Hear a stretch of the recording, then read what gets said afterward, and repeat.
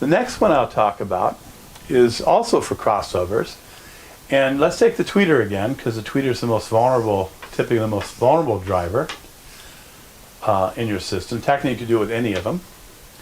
But if we have a tweeter here and we want to protect it in some way, we might want to add a limiter. And in an analog sense, in limiter, so the idea of a limiter is something bad goes into your tweeter and you'd like to protect the tweeter. And this is not a high fidelity moment. This is, gee, I hope I don't blow up my tweeter moment, perhaps, or it's going to sound awful anyway. So we're abusing the tweeter in this case, where I'm assuming we would be.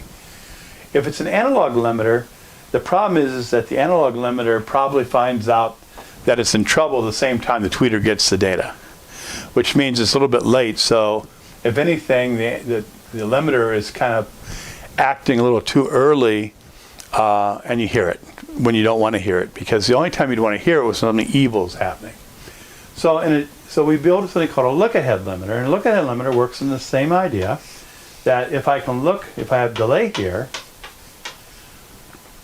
I can look at before the event happens and say, oh, hey, in a few milliseconds we have a problem.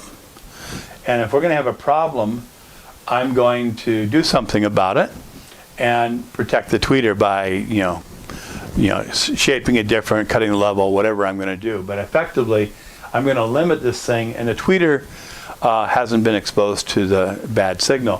Furthermore, since I can look ahead, you're never going to hear the limiter work unless something bad is happening. So under normal audio, it's completely invisible.